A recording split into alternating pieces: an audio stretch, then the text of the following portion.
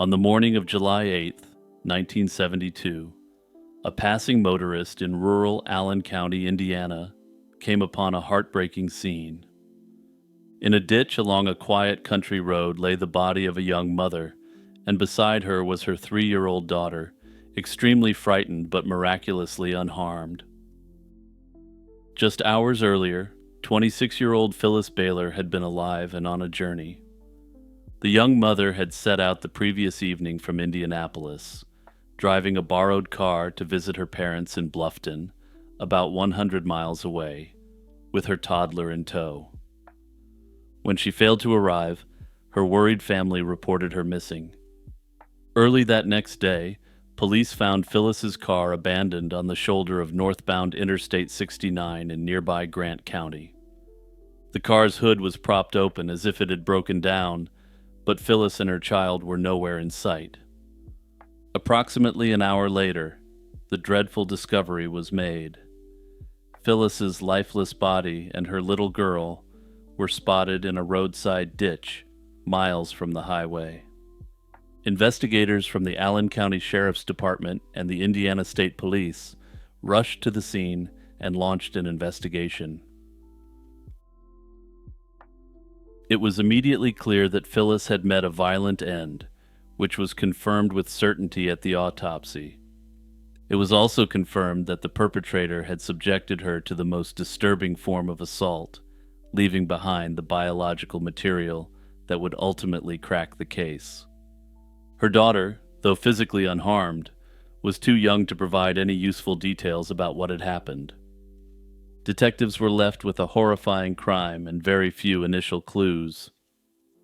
Phyllis's purse and belongings had presumably been in the car, but the car was found empty and in working order aside from the raised hood.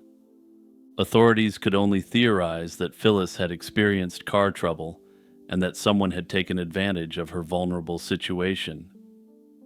The remote location where her body was found suggested the perpetrator had driven her and her daughter off the interstate onto a secluded road to carry out this horrific act. In the summer of 1972, however, there were no surveillance cameras on highways, no cell phones to ping, and DNA analysis was decades away from being a useful tool. Investigators had to rely on old-fashioned police work, combing the area for witnesses and piecing together Phyllis's last known movements. In the immediate aftermath of Phyllis Bailer's slaying, police pursued every lead they could find.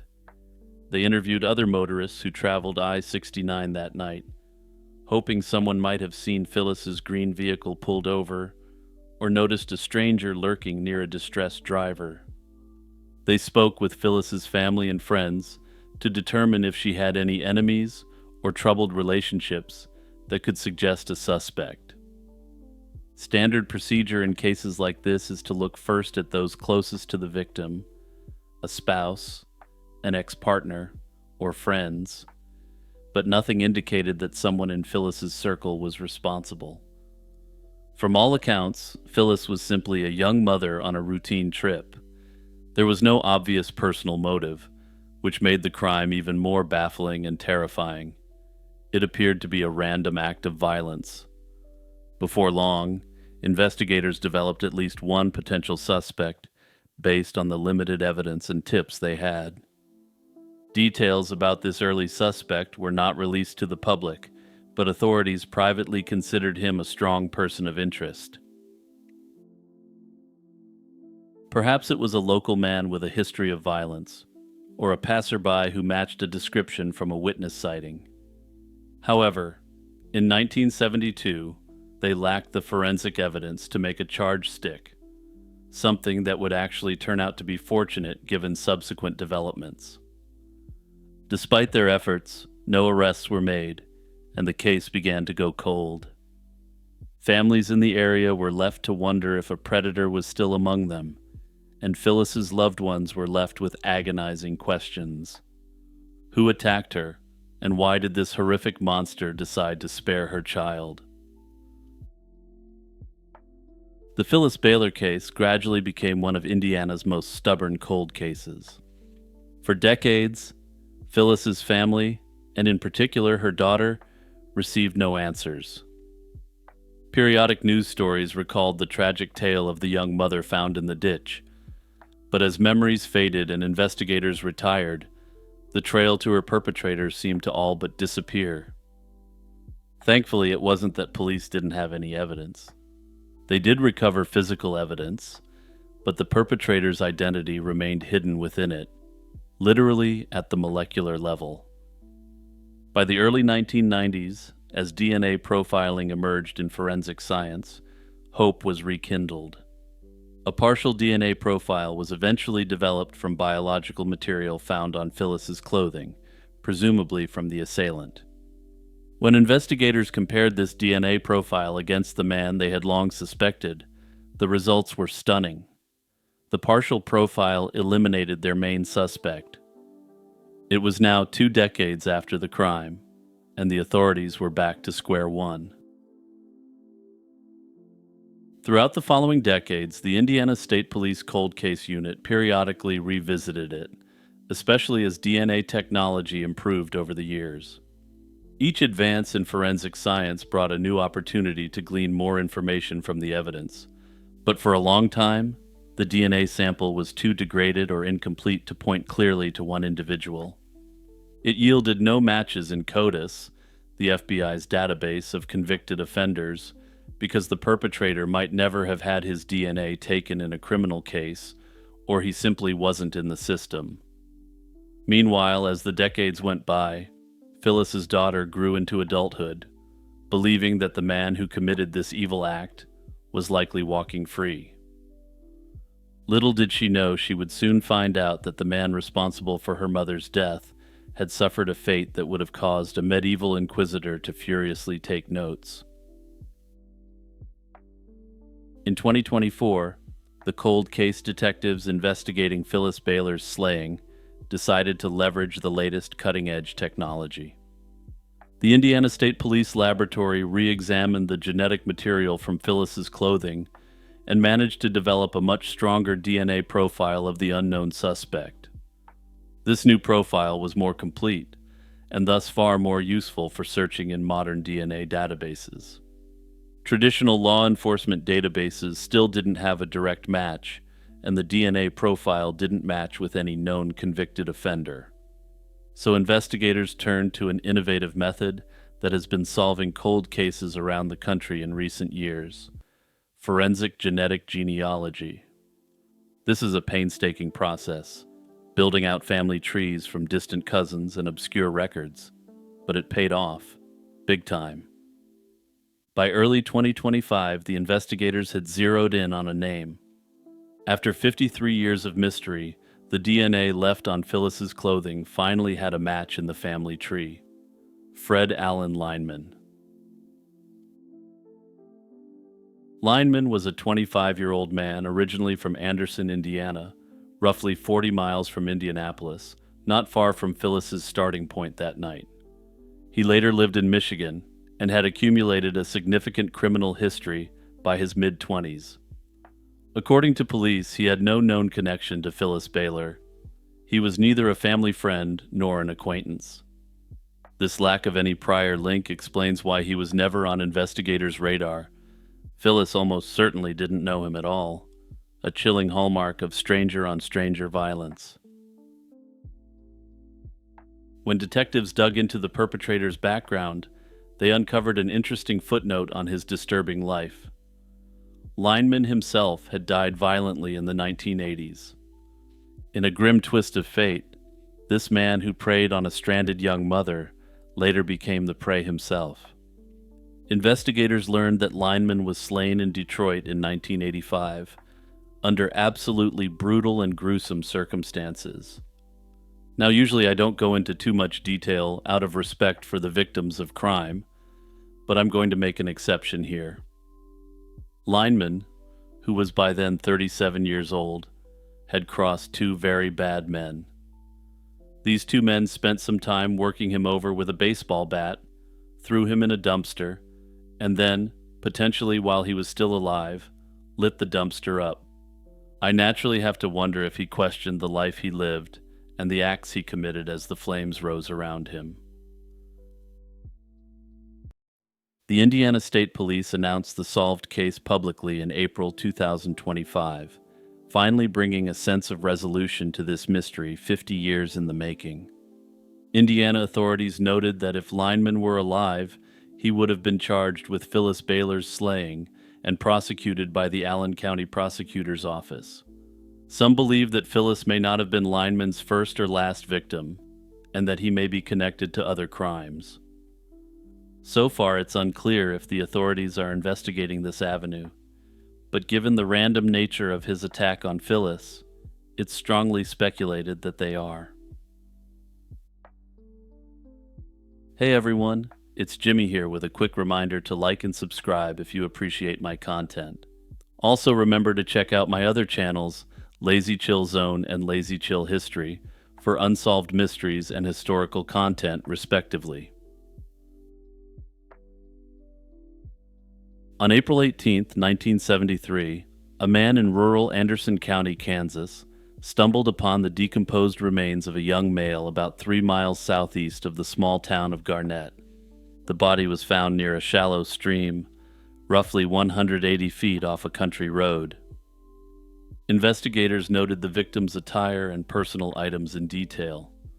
He was very well dressed, wearing a corduroy jacket, a button-up shirt, stylish jeans, a black leather belt, hiking boots, and leather gloves.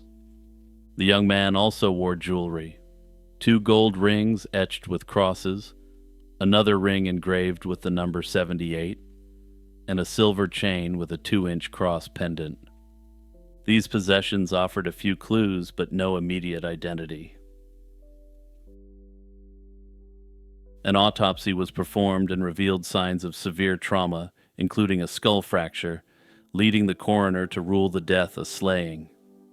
The medical examiner estimated the victim to be a white male in his late teens to early 20s, with a slender build and medium-length brown wavy hair. It appeared his body had been at the site for only a few weeks.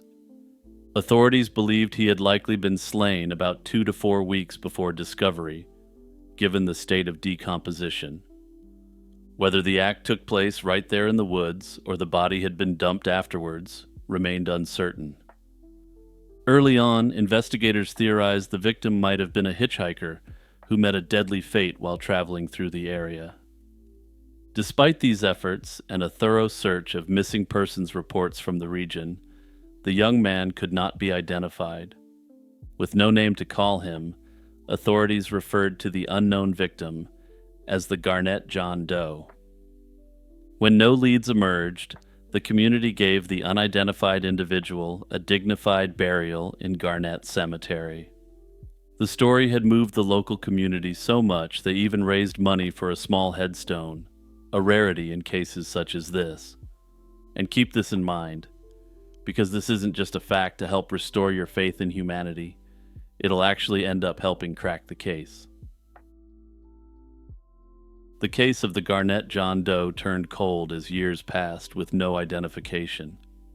Law enforcement never forgot the nameless teenager, and over time they revisited the case with new techniques as technology advanced. His information was eventually entered into national databases for missing and unidentified persons as those grew in size and scope over the years. Still, throughout the 1980s and 1990s, no match was found for the Garnett John Doe. In 2005, more than 30 years after the slaying, investigators took a significant step. In a testament to the community efforts to give him a proper burial, they exhumed the John Doe's remains to apply emerging DNA technology.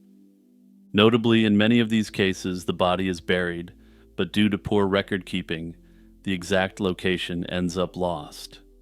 The community-funded headstone solved this issue.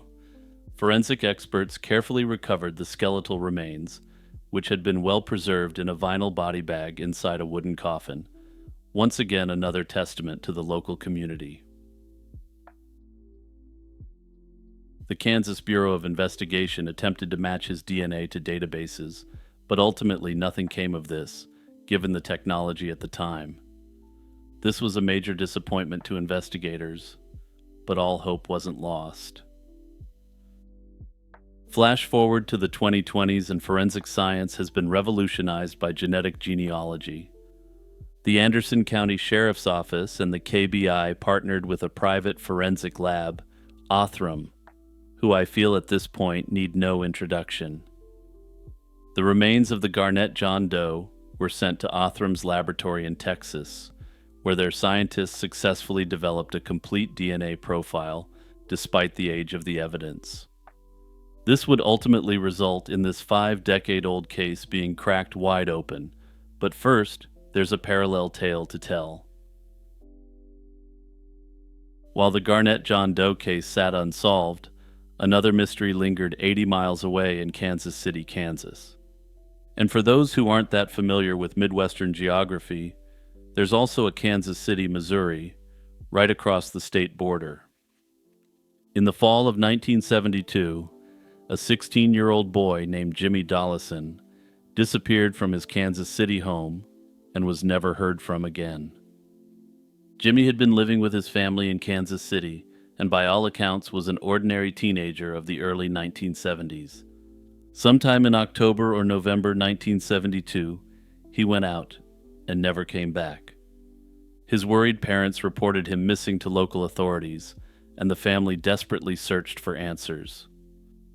Unfortunately, there's not much out there on the investigative efforts undertaken by the authorities at that time. However, knowing the time period, my educated guess is that the police told Jimmy's parents he's likely a runaway and closed his file as soon as possible. Further, at the time, there were few tools to broadcast a missing person's information beyond the immediate area. Decades before the era of online databases and nationwide missing persons alerts, Jimmy's disappearance remained a local case with little publicity. His relatives never knew if he had run away, fallen victim to foul play, or had an accident. He simply vanished, and no trace of the teenager turned up in the weeks and months that followed. As the 1970s gave way to the 1980s and beyond, Jimmy's family was left with only painful uncertainty. They had no idea that their boy's remains had actually been found the very next spring and laid to rest under a nameless tombstone in Garnett, under the careful watch of a caring local community.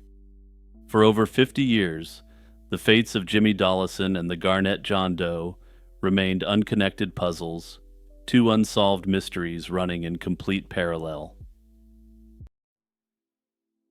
In early 2025, after months of specialized DNA analysis, the breakthrough finally arrived. Othram's genealogical research had generated leads to specific families that shared significant DNA with the unknown Garnett victim. KBI agents and Anderson County investigators followed the genetic leads to locate surviving family members of the victim. They identified siblings of a missing Kansas City boy, and in February 2025, those siblings were approached by law enforcement. Investigators conducted interviews and collected DNA samples from at least one close relative for direct comparison.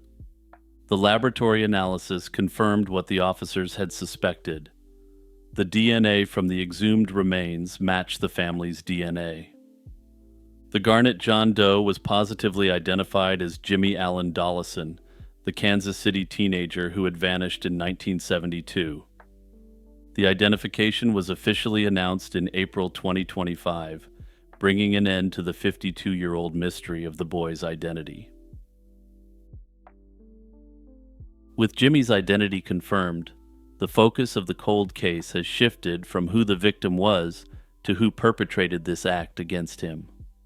The Kansas Bureau of Investigation and the Anderson County Sheriff's Office have reopened the investigation, now armed with the knowledge of the victim's name and origin. Detectives are piecing together Jimmy's last known movements in the fall of 1972, hoping to determine how he ended up in Garnett and who might have been involved. Some have speculated that he was hitchhiking westward and may have been picked up by a dangerous stranger. Others have questioned whether someone he believed to be his friend may have turned on him. These questions remain unanswered, but identifying him will give investigators the opportunity to investigate all sorts of new leads. While the case is over 50 years old, most of the people who knew him from school will likely still be alive and potentially be able to give information about what he was up to in his final days. One thing that's unclear to me at present, and that I'd like to know, is whether the police file from 1972 for Jimmy Dollison's disappearance has been preserved in any way. If it has, there may be witness statements which can now be followed up on over 50 years later. That said, it's not even clear to me if the authorities investigated Jimmy's disappearance when his parents reported him gone. It may be that there's no file whatsoever, and never was, which would of course significantly hinder any potential complete resolution to this case. This of course seems incredibly odd to me given that he was 16 years old when he went missing, but this seems to have been the general approach to policing at the time. All that said, if they did any investigative work whatsoever, and if it survived, this could be the key to fully solving this case. By combining the evidentiary value of the Garnet John Doe file, the Jimmy Dollison investigative file, and the DNA evidence, perhaps the authorities can finally resolve this mystery fully.